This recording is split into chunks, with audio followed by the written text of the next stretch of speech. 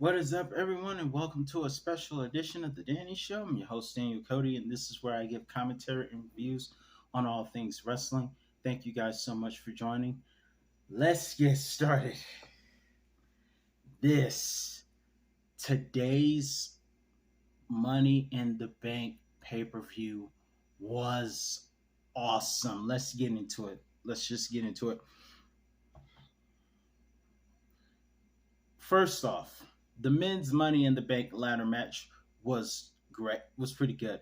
We had Priest coming out looking like the Undertaker from 1999. Excuse me.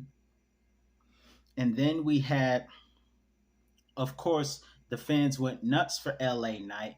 They booed the crap out of Logan Paul, but we saw Logan Paul try to have an alliance with Damian Priest. That didn't work out. Speaking of Logan Paul, one of his highlights, I don't know how the ladder did not give when Logan went for the frog splash onto Damian Priest. However, we also saw Ricochet do a 450 onto onto two guys onto a ladder. But one of the things that I really enjoyed about this match was one of the highlights. LA Knight almost won this thing, and I was hoping he would win this thing. But as LA Knight was pushing Logan and Ricochet off, both men caught their balance, and Ricochet went for the Spanish fly onto two tables, breaking one of them. And of course, I was very disappointed that LA Knight did not win. However, Judgment Day member Damian Priest did. Another special highlight of that match was when Pete Dunne, aka Butch, who got the Bruiserweight chance, went for a moonsault off the top of the ladder onto the competitors, which was also very cool. We saw the MMA sisters Shayna Baszler and Ronda Rousey take on Liv Morgan, who had her homage to London in her outfit, and Raquel. What I did not expect was for Shayna to turn on Ronda during the match, which would and then walk off, leaving Raquel and Liv to pick the bones and regain the women's tag team championships. Now, this is obviously going to build up for SummerSlam as in somewhat a dream match because you have two MMA masters, Ronda Rousey being a UFC well known competitor, and then you have Shayna, who is an MMA competitor in her own right. But this right here is going to be interesting to me. But I did not expect this at all. I nearly blew my voice out when Shayna turned on Rousey. And that wouldn't be the first time I nearly blew my voice out. We have Riddle. Riddle braided himself like he was going to a UFC. He has MMA experience of his own, speaking of, versus Walter, aka Gunter, who, despite being in the UK, did got a little bit of an ovation, not as much as Riddle. However, it was better than I expected, but it wasn't necessarily a 5-star. But those 10 minutes were pretty good. A lot of technical skills and a lot of submission holds. But after Gunter spanked Riddle's foot and attacked his already injured ankle, he went for a special UFC like leg lock, and Riddle would eventually tap out and retain his Intercontinental Championship. What I did not expect was that another UK superstar, Drew McIntyre, would make his return after being a supporter for the Special Olympics. He returned and made his presence known after being provoked. He went for the Claymore. Now, that's another SummerSlam build-up. That is going to be fire at SummerSlam. Walter versus Drew, that match is going to steal the show. One of the matches that will steal the show.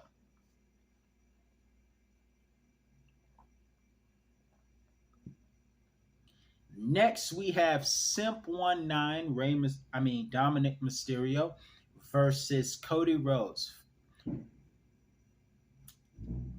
Nuts doing, sorry about that, nuts doing their own amateur, barely legal fireworks, and it's not even 4th of July yet. Either way, we have Cody Rhodes versus Simp19, accompanied by Rhea Ripley with a good hairstyle tonight. I'm not gonna lie, that was a pretty cool hairstyle, Rhea. But tonight we saw Cody become the UK, the United Kingdom Nightmare. Fans sung his theme song and booed the crap out of Dominic. If Dominic were on Forrest Gump, Rhea Ripley would be saying, "Run, Dom, run!" But Cody Rhodes came and threw him back into the ring, and they fought for a little bit. We saw Dominic try to do the Three Amigos, didn't complete it. We saw him try to do the 619, or as I like to call it when Dom does it, the Simp19, but it was countered. Rhodes Cutter, and then Crossroads. And as I predicted, Cody Rhodes got the victory. And we have a special appearance earlier today from the original GOAT, John Cena. And John Cena, you have made one of the amazing ideas ever. WWE hosting WrestleMania in London. That actually sounds good, because when John Cena gave us a preview of how amazing and electric the fans would be, that sounds great. There are only 2 times WrestleMania has been international. Both times WWE went to Toronto.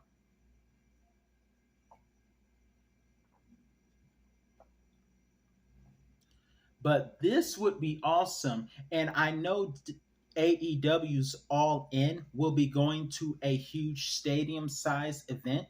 So imagine London have hosting WrestleMania at that same venue that they're going to have All In. Pretty good. But Grayson Waller disagrees, but he got an AA for talking too much and his attack. And I would love to see John Cena whoop Grayson Waller's butt one day. That would be awesome. Then we have the women's Money in the Bank ladder match. Obviously, we saw Trish Stratus send Zoe to attack Becky Lynch. We saw the fact that fans still like Bayley, singing Bayley's that special song they sing for Bayley when Bayley's in the UK. UK loves Bayley, and she doesn't care.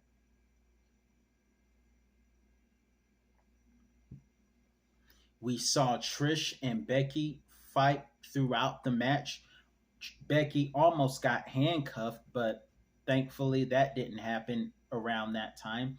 We saw Zelina Vega pull out the slipper and spank Zoe. Zoe's been a bad girl. Then we saw some dissension between Damage Control's EO and Bayley when Bayley pushed EO off and fans booed her. And then EO came back and cuffed 2/4 of WWE's horsewomen. Bayley and Becky would be cuffed together as EO would climb up, being the genius of the sky that she is, and win the Money in the Bank match. But not only that, we saw EO be the highlight of the match, doing a moonsault to all the competitors. And we also saw a code red from Zelina Vega onto Zoe after Zoe, being the naughty girl that she was, got a good slipper.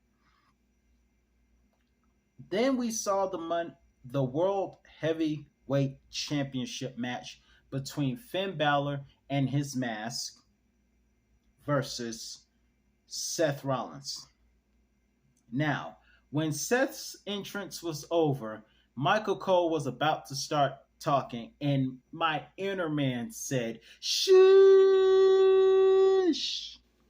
because we're still singing his theme, and Michael Cole was about to start commentating. I'm like, sheesh, sheesh, we're not done. Just let us do the thing. Oh, just don't say nothing, Cole. Just let us do the thing, and then start talking. So after that, the match went on.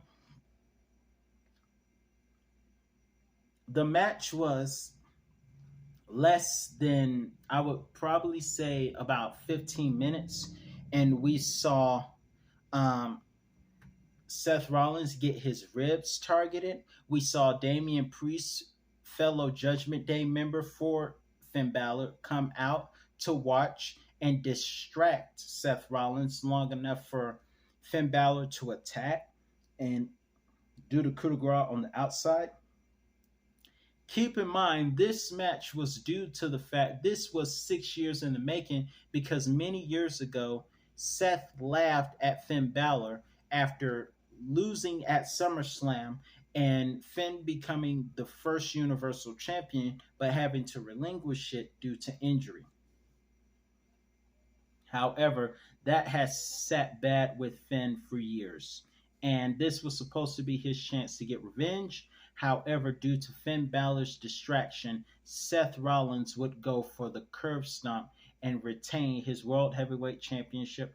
And we can all celebrate some more. But let's talk about the main event. The main event was the Bloodline Civil War, and it did not go. The results were not what I expected, but I'm glad it happened. Let's dive into it. First of all, I know Kevin Owens and Sami Zayn were some of the happiest people in the world watching from the balcony.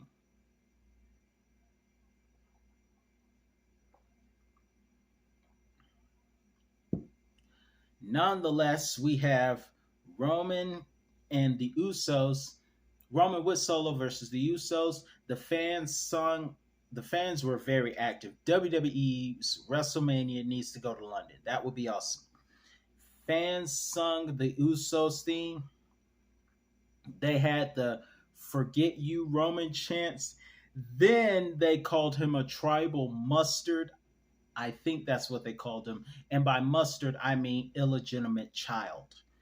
But one of the funniest things the fans did that day today was when the fans chanted, "If you hate Roman, stand up. If you hate Roman, stand up. If you hate Roman, stand up." And then everybody stood up. And then they started chanting, "If you hate Roman, sit down. If you hate Roman, sit down." That is a chant we need to preserve for Bully Ray, MJF, and Simp 19 Dom Mysterio. But enough about the fans' chants. First of all, the fans of London are awesome. Just completely, totally awesome.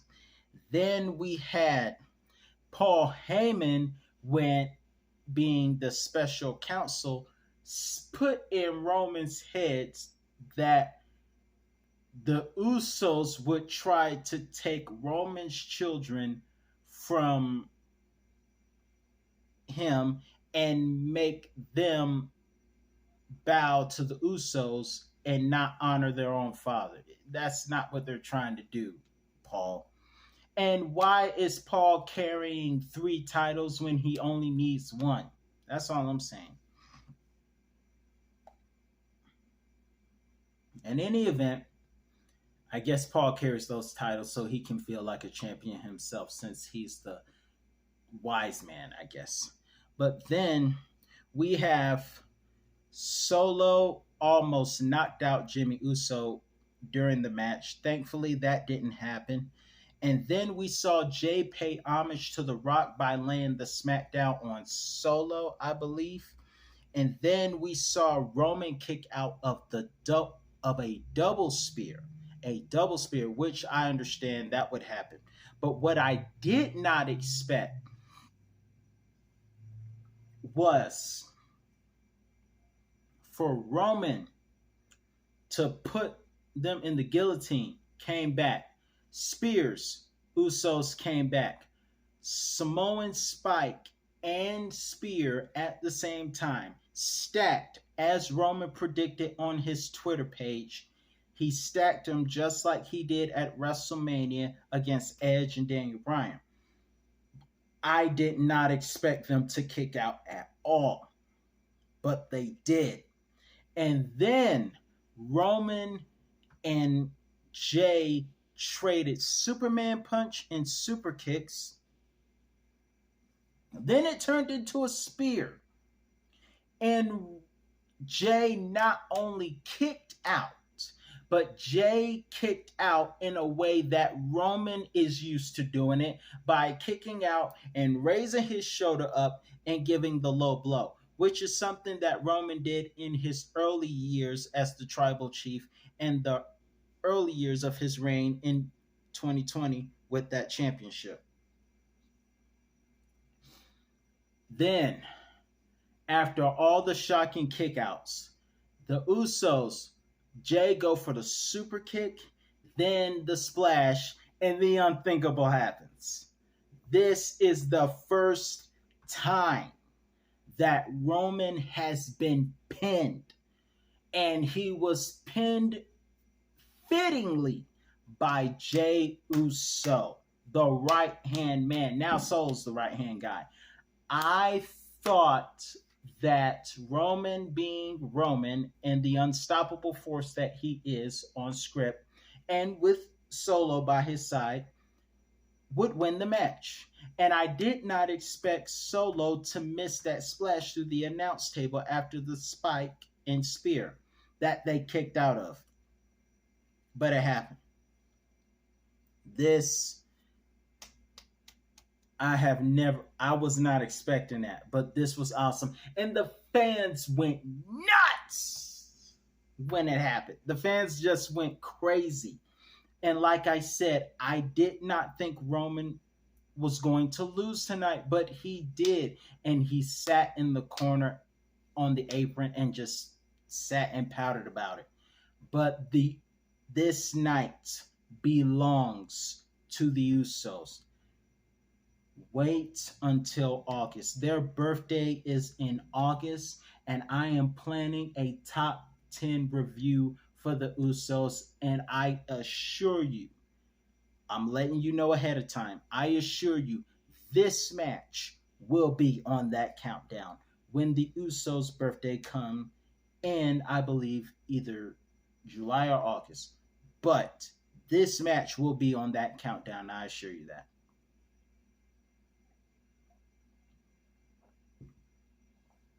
But let me know what you think about this event. Money in the Bank 2023 in London was awesome to me. But let me know specifically what you thought about tonight's event. I'm your host, Dan Cody. That's all the time I have for you today, and I'll be back with another review on all things wrestling. Peace out. The Usos did it!